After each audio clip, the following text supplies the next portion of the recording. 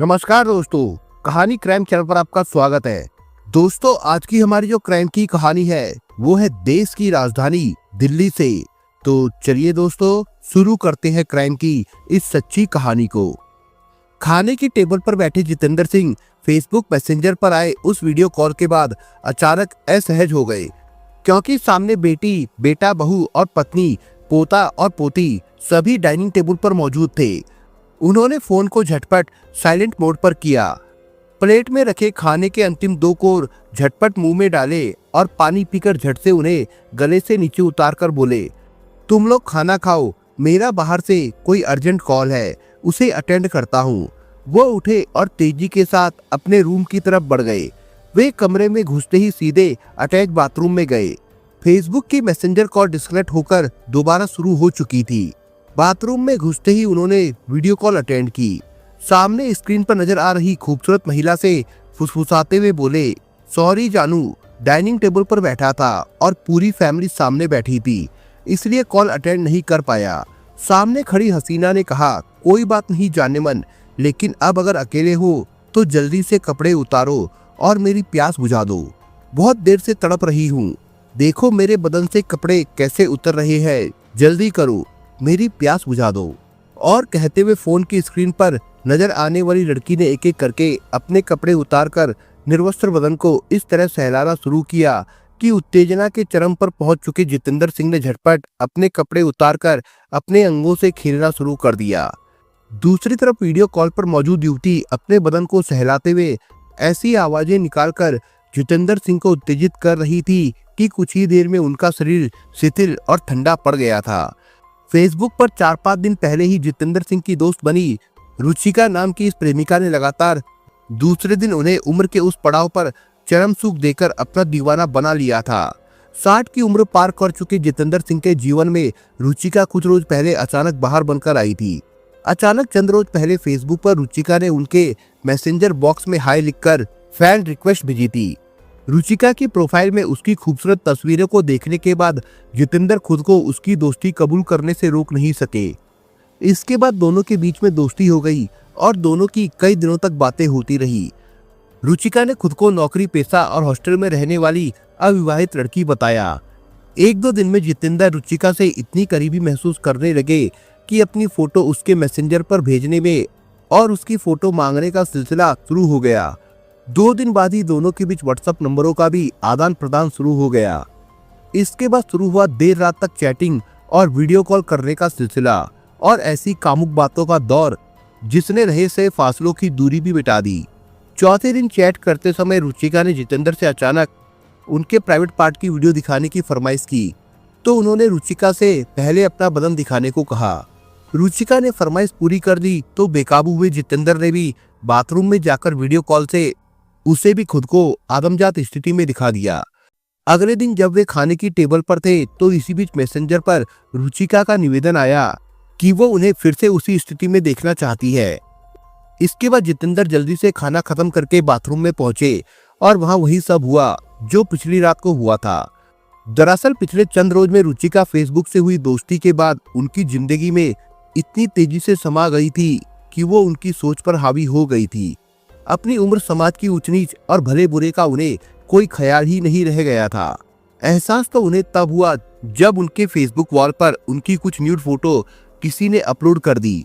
चूंकि Jitendra Singh social media पर ज्यादा ही एक्टिव रहते थे, लिहाजा उन्होंने जैसे ही वो अश्लील फोटो देखी तो उन्हें डिलीट कर अपनी फेसबुक वॉल को ब्लॉक कर दिया ताकि उस पर कोई कुछ भी अपलोड ना कर सके। शुक्र था कि अपलोड होने के तुरंत बाद उन्होंने इन्हें डिलीट कर दिया था। अचानक वो परेशान हो उठे, कहीं उनकी ये तस्वीरें फेसबुक के किसी फ्रेंड ने तो नहीं देख ली। यही सोचते हुए वो डिप्रेशन में चले गए। बेटियां जवान और शादीशुदा हो और अपनी घर में पत्नी के अलावा बेटा, बहू व पोता पोती हो तो उम्र के इस पड़ाव में बदनामी के डर से परेशान होना लाजमी होता है। इस घटनाक्रम की परेशानी अभी कम नहीं हुई थी कि उनके व्हाट्सएप पर रुचिका की वॉइस कॉल आ गई। जितेंद्र जी, बहुत मजे ले लिए एक मजबूर लड़की के, अब जेल जाने के लिए तैयार हो जाओ। मैं तुमको पूरी दुनिया में इतना बदनाम कर दूंगी कि कहीं मुंह दिखाने के लायक नहीं रहोगे। यार, ये तुम कैसी बातें कर रही हो? हमारे बीच जो कुछ हुआ वो तो अंडरस्टैंडिंग से हुआ है और तुमने मुझसे बात किए बिना मेरी फोटो मेरे फेसबुक पर क्यों डाली। जितेंद्र सिंह अचानक रुचिका का फोन आने के बाद सहम गए थे और गिड़गिड़ाते हुए बोले, चलो तब की बात नहीं की थी तो अब बात कर लेते हैं। बताइए कितना हर्जाना देंगे अपनी रुसवाई से बचने के लिए। रुचिका ने अचानक किसी सातिर कारोबारी की तरह बात करनी शुरू कर दी। यार ये तुम कैसी बातें कर रही हो, हम दोनों दोस्त हैं, फिर ये हर्जाने वाली बात कहाँ से आ गई। अचानक जितेंद्र रुआंसे हो गए। उन्हें अपना पूरा अस्तित्व डूबता हुआ नजर आने लगा। वो समझ गए कि एक साजिश के तहत वो एक ब्लैकमेलर लड़की के चंगुल में फंस चुके हैं। उन्होंने समझदारी और चतुराई से काम लिया और बोले, देखो यार, मैं कोई अमीर आदमी नहीं हूँ और तुम्हारे पास अगर मेरे खिलाफ सबूत है तो मेरे पास भी इस बात के सबूत है कि तुमने मुझसे दोस्ती की शुरुआत करके मुझे फंसाया था।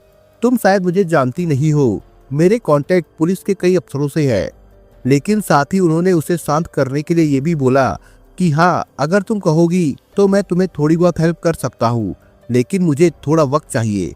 जितेंद्र सिंह आगे कुछ कह पाते उससे पहले ही रुचिका ने धमकी भरे अंदाज में कहा, तेरे पास केवल 2 दिन का समय है, 5 लाख रुपए का इंतजाम कर ले, नहीं तो पूरी दुनिया देखेगी कि तेरे जैसे बूढ़े किस तरह मासूम लड़कियों से फेसबुक पर दोस्ती करके अपनी ठरक मिटाते हैं। बाकी का हिसाब तुझसे पुलिस अपने आप ले लेगी। मैं बाद में फोन करूंगी, जल्दी से पैसे का इंतजाम कर। फोन कटने के बाद घबराहट पे जितेंद्र की सांसें लोहार की धोखनी की तरह चलने लगी। जितेंद्र सिंह रसूख वाले इंसान थे। उन्होंने खुद पर काबू पाया और समझदारी के साथ सिर पर आ पड़ी इस मुसीबत से निकलने का फैसला किया। अगली सुबह वो दिल्ली पुलिस में तैनात एक अधिकारी दोस्त के पास जा पहुंचे और उन्हें अपने साथ हुई इस घटना के बारे में बता दिया। ऐसे मामलों में जैसा होता है वैसे ही जितेंद्र सिंह के साथ भी हुआ। पुलिस अफसर दोस्त ने उन्हें उम्र का हवाला देते हुए उनकी ठरकबाजी के लिए पहले उन्हें खूब खरी खोटी सुनाई। जितेंद्र सिंह जानते थे कि ऐसा ही होगा, लेकिन बाद में पुलिस अफसर दोस्त ने क्राइम ब्रांच में अपने एक अधिकारी को फोन किया और जितेंद्र सिंह को उनके पास भेज दिया। साथ ही ये भी ताकीद कर दी कि जितेंद्र का नाम उनकी पहचान सामने लाए बिना उनकी मदद करे। जितेंद्र उसी दिन जब क्राइम ब्रांच के अधिकारी से मिलकर वापस लौटे तो उनके फोन पर एक अनजान नंबर से कॉल आई। ट्रू कॉलर में विक्रम सिंह राठौर साइबर सेल लिखकर आ रहा था। जितेंद्र सिंह ने सोचा कि शायद क्राइम ब्रांच पे वो जिस बड़े अधिकारी से मिलकर आ रहे हैं उनके द्वारा किसी अधिकारी ने कोई जानकारी लेने के लिए उन्हें फोन किया होगा। जितेंद्र सिंह ने फोन रिसीव कर लिया। सामने वाले ने अपना परिचय इंस्पेक्टर विक्रम सिंह राठौर के रूप में दिया। जितेंद्र सिंह समझ गए कि उनकी शिकायत पर क्राइम ब्रांच वाले अधिकारियों ने तेजी से जांच का काम शुरू कर दिया है। मिस्टर जितेंद्र सिंह, आपको शर्म आनी चाहिए, एक लड़की से फोन पर इस तरह की बातें करते हुए और उसके सामने अपने कपड़े उतारते हुए। जानते हैं इस मामले में आपको कितनी सजा हो सकती है और जब आपके परिवार को ये बात पता चलेगी तो उन पर क्या गुजरेगी। समाज में आपकी कितनी बदनामी होगी जब आप इस मामले में अरेस्ट किए जाएंगे। खुद को साइबर क्राइम का इंस्पेक्टर राठौर बताने वाले ने जब ये बात कही तो अचानक जितेंद्र सिंह का माथा ठनका, क्योंकि उनके अधिकारी दोस्त व क्राइम ब्रांच के अधिकारी ने तो वादा किया था कि उनकी पहचान उजागर किए बिना उनकी मदद की जाएगी और ब्लैकमेल करने वाली लड़की को पकड़ा जाएगा। लेकिन यहाँ तो सब उल्टा ही हो रहा था। लिहाजा उन्होंने खुद को राठौर बताने वाले इंस्पेक्टर से कहा, मिस्टर राठौर, आपके बॉस ने भी मुझसे ऐसी बात नहीं की थी जिस तरह से आप कर रहे हैं। उन्होंने मेरे बारे में आपसे ठीक से नहीं बताया क्या? कौन से बॉस की बात कर रहे हो मिस्टर? और तुम्हारे जैसे ठरकी लोगों से कैसे बात की जाती है मैं खूब अच्छी तरह से जानता हूँ। देखो, तुम्हारे खिलाफ शिकायत मिली है। अभी मैंने मामला दर्ज नहीं किया है, ये मामले बड़े नाजुक होते हैं। उस लड़की से जैसे भी हो आपस में बातचीत करके सेटल कर लो, नहीं तो मुझे केस रजिस्टर करके तुम्हें अरेस्ट करना पड़ेगा। इसमें तुम्हारी इज्जत भी जाएगी और कोर्ट कचहरी में पैसा खर्चा भी होगा, सो अलग। उसने हड़काया। राठौर की ये धमकी सुनकर जितेंद्र सिंह समझ गए कि उन्हें फोन करने वाला कम से कम क्राइम ब्रांच के उस अधिकारी का तो माथत नहीं हो सकता जिसे वो अपनी पीड़ा सुनाकर आए थे। लिहाजा उन्होंने पलटकर फिर से क्राइम ब्रांच के अधिकारी को फोन करके पूछा कि क्या उन्होंने किसी अधिकारी को उनके मामले की जांच के काम पर लगाया है। तो उन्होंने कहा, अभी मीटिंग की व्यस्तता की वजह से वो ऐसा नहीं कर सके थे, लेकिन कल तक मामले की जांच शुरू करा देंगे। तब जितेंद्र सिंह समझ गए कि उन्हें ब्लैकमेल करने वाली लड़की के किसी साथी ने ही खुद को क्राइम ब्रांच का इंस्पेक्टर बताकर फोन किया था। तब जितेंद्र सिंह ने उस फोन कॉल के बारे में क्राइम ब्रांच के अपने परिचित अफसर को बताया। तो उन्होंने पहले जितेंद्र सिंह से वो नंबर लिया जिस नंबर से उन्हें फोन आया था। उसके बाद उन्होंने जितेंद्र सिंह को सलाह दी कि अब की बार फोन आने पर वो पैसे मांगने वाले लोगों से साफ कह दे कि वो एक पाई भी नहीं देंगे, जो करना है कर लो। चाहे तो ये भी कह दे कि उल्टा उन्होंने ही उनकी शिकायत क्राइम ब्रांच में कर दी है। ऐसा ही हुआ। अगली सुबह पहले रुचिका का व्हाट्सएप कॉल उनके फोन पर आया और उसने पूछा कि पैसों का इंतजाम हुआ या नहीं। जितेंद्र सिंह ने उसे डांट दिया और बोले, मैं जानता हूँ तुम जैसे लोग लोगों को कैसे ठगते हो। जितेंद्र सिंह ने उसे धमकी दी, मैंने पहले ही तुम लोगों की शिकायत पुलिस में कर दी है। उसी दोपहर को जितेंद्र के पास इंस्पेक्टर राठौर बताने वाले शख्स का भी फोन आया। उसने जब पूछा लड़की से आपका कोई सेटलमेंट हुआ या नहीं, जितेंद्र सिंह ने उसे डांटते हुए कहा, तुम लोगों से हम पुलिस की हवालात में बात करेंगे क्योंकि मैंने पहले ही तुम लोगों की शिकायत पुलिस में कर दी है। साथ ही तुम्हारे फोन कॉल्स को पुलिस रिकॉर्ड कर रही है। इतना सुनते ही खुद को इंस्पेक्टर विक्रम सिंह राठौर बताने वाले शख्स ने फोन काट दिया। जनवरी 2021 में दिल्ली पुलिस ने पहली बार ये खुलासा किया था कि भरतपुर के मेवाती इलाके खो के कुछ गांवों से सेक्स टॉर्सन का रैकेट एक सिंडिकेट के रूप में चलाया जा रहा है। साइबर क्राइम की टीम ने 6 लोगों को पकड़ा भी था जिन्होंने दर्जनों लोगों से करीब 25 लाख रुपए ऐंठ लिए थे। उनके पास से 17 मोबाइल फोन बरामद हुए थे जिनमें 40 लोगों की अश्लील वीडियो पुलिस टीम को मिली थी। पुलिस को यह भी पता चला था कि इस गैंग में कोई युवती नहीं थी, वो केवल किसी शख्स को फंसाने के लिए पहले से बने महिलाओं की वीडियो चलाते थे। दिल्ली पुलिस की कार्रवाई के बाद ही जून 2021 में अलवर की गोविंदगढ़ पुलिस ने ब्लैकमेलिंग का कॉल सेंटर पकड़कर उससे जुड़े 11 लोगों को गिरफ्तार किया था। ये सभी लोग भरतपुर के मेवाती इलाके के रहने वाले थे। ये गिरोह कई राज्यों के लोगों से 80 लाख रुपए ठग चुके थे। गिरफ्तार हुए लोग कॉल सेंटर की तरह अलग अलग शिफ्ट में काम करते थे। सेक्स टॉर्सन के कॉल सेंटर में काम करने वाले ये लोग लड़कियों के नाम से फर्जी फेसबुक आईडी बनाते थे। उसके बाद अश्लील वीडियो के जरिए न्यूड चैट करके लोगों को फंसाते थे। फिर इस अश्लील वीडियो कॉलिंग की रिकॉर्डिंग को भेजकर ब्लैकमेल करते थे। पुलिस ने उनके कब्जे से 23 मोबाइल फोन बरामद किए थे। जांच के बाद पता चला कि बड़ी संख्या में इनके अलग अलग नाम से बैंक खाते हैं। महिलाओं के नाम से खुद के पेटीएम, व्हाट्सएप और फेसबुक सहित अधिकतर प्लेटफॉर्म पर अकाउंट खोले गए हैं ताकि दूसरे लोगों को विश्वास हो जाए कि ये खाते महिला के नाम से ही है। इसके कुछ दिन बाद अगस्त 2021 में राजस्थान के अलवर जिले की रामगढ़ पुलिस ने भी एक लड़की के नाम से फर्जी आईडी बनाकर अश्लील चैटिंग कर लोगों को ब्लैकमेल करने और लाखों रुपए ठगने वाले सातिर गिरोह का पर्दाफाश कर सेक्स टॉर्सन करने वाले सातिर अपराधियों इकबाल और साहिल को गिरफ्तार किया था। ये दोनों भी भरतपुर के मेवात क्षेत्र के रहने वाले थे। ठगी करने वाले ये लोग पहले फ्रेंडशिप लिस्ट में बड़ी चतुराई से शामिल हो जाते हैं। अगर आप पुरुष है तो महिला बनकर और महिला है तो पुरुष बनकर आपसे दोस्ती की जाती है। कई बार महिला के साथ महिला और पुरुष के साथ पुरुष बनकर भी दोस्ती का जाल बिछाया जाता है। फेसबुक मैसेंजर के जरिए शुरू होने वाली बातचीत बाद में व्हाट्सएप और कई बार मोबाइल पर भी होने लगती है। बातचीत के झांसे में साम दाम दंड भेद सभी का पूरा सहारा लिया जाता है। भावुक बातें, जरूरत से ज्यादा केयर करना, कुछ जोक्स, वीडियो और मैसेज के साथ सेक्सी बातें भी होने लगती है। यही नहीं, वीडियो चैट तक होने लगती है। इसके बाद अचानक डिमांड शुरू हो जाती है। आजकल पैसा ट्रांसफर करना इतना सरल हो गया है कि लोग भावुकता में पड़कर तुरंत पैसा भेज देते हैं। ठगों के लिए सरल बात यह है कि फेसबुक में प्रोफाइल बनाना आसान काम है, इसलिए वे सबसे ज्यादा सोशल मीडिया फेसबुक प्लेटफॉर्म को ही ठगी के लिए इस्तेमाल करते हैं। उसी दौरान जितेंद्र सिंह को मीडिया की सुर्खी बना एक किस्सा याद आ गया, जिसमें उन्हीं की तरह उत्तर प्रदेश में रामपुर के एक भाजपा नेता को ब्लैकमेल किया गया था। उन्हें भी कई बार दिल्ली पुलिस क्राइम ब्रांच का फर्जी अधिकारी बताकर फोन किया गया और जेल जाने का डर दिखाकर धमकाया गया।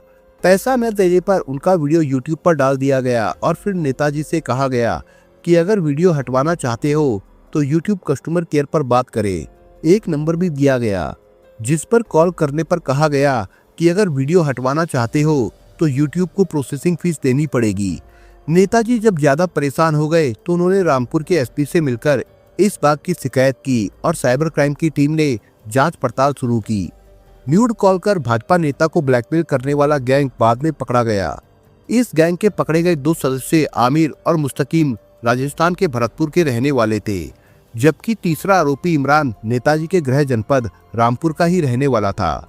इस गैंग के लोगों से पूछताछ और जांच में पुलिस को पता चला था कि इनका नेटवर्क कई राज्यों में फैला था, जिस कारण उन्हें पकड़ना आसान काम नहीं था, क्योंकि ये अपराधी जिन सिम कार्डों का इस्तेमाल करते थे वे सिम कार्ड उड़ीसा के मजदूरों के नाम पर लिए गए थे, जबकि कॉल भरतपुर से किए जा रहे थे। इसी गिरोह के कुछ लोग दिल्ली से भी फोन करते थे। पुलिस की जांच में यह भी सामने आया कि इस गिरोह के तार राजस्थान के भरतपुर, उड़ीसा, दिल्ली और हरियाणा के मेवात से जुड़े थे। ये अपराधी अपने शिकार को कॉन्फ्रेंसिंग के जरिए कॉल करते थे, जिससे हर बार अलग अलग लोकेशन आती थी, कभी भरतपुर तो कभी रामपुर की। इस गैंग ने नेताजी को पैसे डालने के लिए जो बैंक खाते दिए थे वे भी जांच करने पर फर्जी दस्तावेजों से खोले पाए गए थे।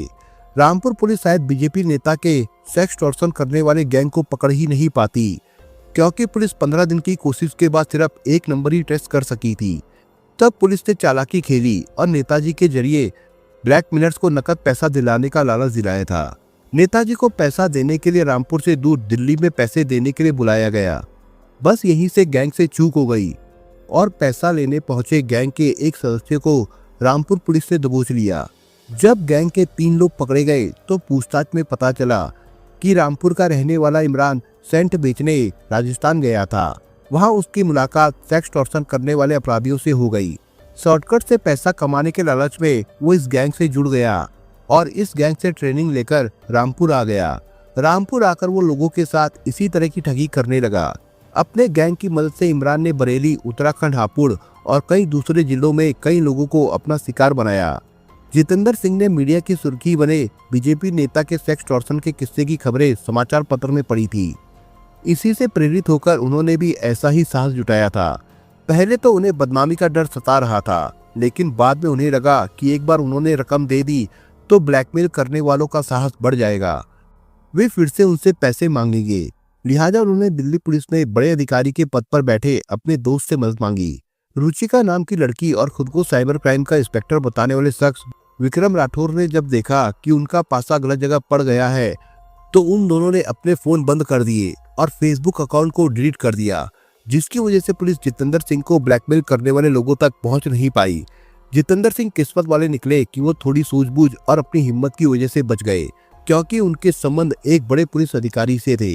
लेकिन इन दिनों देश के अलग अलग हिस्सों, खासतौर से महानगरों में सोशल मीडिया के जरिए लोगों को हनी ट्रैप में फंसाकर उनसे जबरन वसूली यानी सेक्स टॉर्शन करने वाले गिरोह का आतंक फैला हुआ है। इसी दौरान दिल्ली पुलिस की क्राइम ब्रांच ने 10 जुलाई 2021 को एक बड़े सेक्स टॉर्शन गैंग का खुलासा किया। दिलचस्प बात यह है कि इस रैकेट को चलाने वाली लड़की और उसके दोस्त साथी सॉफ्टवेयर इंजीनियर थे। वे अपने महंगे शौक पूरा करने और लग्जरी लाइफ के लिए इस अपराध को अंजाम दे रहे थे। ये लोग पहले सोशल मीडिया ऐप टिंडर के जरिए अमीर लोगों को लड़की के जाल में फंसाते, उसके बाद हनी ट्रैप के खेल में फंसाने के बाद उनसे मोटी रकम वसूल की जाती थी। दरअसल हुआ यूं था कि दिल्ली पुलिस को 1 करोड़ रुपए की रंगदारी की शिकायत मिली थी, जिसमें शिकायतकर्ता ने कहा था कि पिछले कुछ दिनों से एक अज्ञात व्यक्ति कॉल कर रहा है और उनसे 1 करोड़ रुपए की मांग कर रहा है। उसकी अश्लील तस्वीरें वायरल करने की धमकी दी जा रही थी। इस शिकायत के आधार पर दिल्ली पुलिस की क्राइम ब्रांच ने रंगदारी की एफआईआर दर्ज कर ली। सर्विलांस और दूसरे टेक्निकल तरीकों से जब पुलिस टीम ने काफी जानकारी जुटा ली तो उसके बाद छापेमारी की गई। पुलिस टीम ने गुड़गांव से राजकिशोर सिंह को पकड़ लिया। उसने जब सब कुछ उगल दिया और उसके बाद उसके 2 साथियों शालिनी और आर्यन को भी गिरफ्तार कर लिया गया। उसके पास से स्काई कैम लगे 2 हैंडबैग, मेमोरी कार्ड्स, लैपटॉप जिसमें पीड़ितों की तस्वीरें और वीडियो थे। इसके अलावा 6 मोबाइल फोन भी बरामद कर लिए गए। पूछताछ में पता चला कि इस रैकेट का मास्टरमाइंड राजकिशोर सिंह है, जो कि पेशे से सॉफ्टवेयर इंजीनियर था। राजकिशोर सिंह सन 2012 में दिल्ली आया था। वो रोजगार की तलाश कर रहा था कि साल 2013 में कन्नाट प्लेस में एक लड़की को छेड़ने और धमकाने के आरोप में वो पुलिस के हत्थे चढ़कर जेल चला गया। यहीं से उसकी जिंदगी बदल गई। जेल से निकलकर उसने तय कर लिया कि अब जिंदगी में शॉर्टकट रास्ते से बहुत दौलत कमानी है। बस ऐश भरी जिंदगी जीने और उसके लिए होने वाले खर्चों को पूरा करने के लिए वो बुरी संगत में पड़ गया। उसने गुड़गांव में एक स्पा खोल लिया। इस काम के लिए कॉलगर्ल्स भी भर्ती की। बाद में उसने लड़कियों का इस्तेमाल अमीर लोगों को हनी ट्रैप में फंसाने के लिए करना शुरू कर दिया। उसने अपने गिरोह की कॉलगर्ल्स के जरिए कई कारोबारियों को झूठे रेप केस में फंसाने की धमकी देकर बड़ी रकम ऐंठी थी। गुड़गांव के सेक्टर 67 की रहने वाली शालिनी जिंदगी में कुछ बड़ा करना चाहती थी। आईटी की फील्ड में नौकरी करती थी। पिछले साल उसे प्रमोशन की उम्मीद थी, मगर अचानक कोविड-19 आ गया। पहले सैलरी कम हुई और फिर नौकरी चली गई। वो पैसे के लिए परेशान हो गई, तो उसने अपनी परेशानी अपने दोस्त आर्यन दीक्षित को सुनाई। शालिनी ने जब आर्यन से कहा कि यार कोई भी काम बताओ, पैसे की बड़ी जरूरत है, तो आर्यन ने उसे राजकिशोर से मिलवा दिया। आर्यन ने एक बार राजकिशोर से स्पा की सर्विस ली थी, इसलिए दोनों में जान पहचान हो गई थी। जल्द ही आर्यन भी राजकिशोर के धंधे में ही उतरने की योजना बनाने लगा। जब शालिनी ने आर्यन से इजी मनी कमाने का तरीका पूछा, तो आर्यन ने राजकिशोर से शालिनी को मिलवा दिया। राजकिशोर ने बता दिया कि उसका धंधा थोड़ा टेढ़ा है, लेकिन इसमें पैसा बहुत है। राजकिशोर ने जब शालिनी को अपने धंधे के बारे में बताया, तो थोड़ा हिचकिचाने के बाद शालिनी मान गई और राजकिशोर ने उसे अपने गैंग में शामिल कर लिया। शालिनी को 2-4 दिन तक धंधे की ट्रेनिंग और अमीरों को फंसाने के टिप्स दिए गए। उसके बाद शालिनी का टिंडर पर प्रोफाइल बना दिया गया। बस इसके बाद वो 40-50 साल की उम्र वाले बिजनेसमैन को राइट स्वैप करने लगी। होटल में बुलाकर उनकी तस्वीर उतार लेती। फिर आर्यन और राजकिशोर उस कारोबारी को धमकाकर उससे पैसे वसूलने लगे। पैसा आना शुरू हुआ तो शालिनी के हौसले बुलंद हो गए। वो टिंडर पर राइट स्वैप करने के बाद लोगों से चैट करती। कुछ दिनों के बाद होटल में मुलाकात फिक्स हो जाती। उसके बाद होटल के कमरे में हैंडबैग या अन्य चीजों में छिपाए गए स्पाई कैम के जरिए अपने शिकार की आपत्तिजनक तस्वीरें ले ली जाती थी। कुछ दिन बाद टारगेट से सोशल मीडिया पर संपर्क करके शिकार को उसकी न्यूड तस्वीरें वीडियो दिखाई जाती और 10 लाख से लेकर 50 लाख रुपए तक की डिमांड की जाती। पैसा नहीं देने पर वीडियो पब्लिक करने या परिवार में किसी को भेजने की धमकी दी जाती।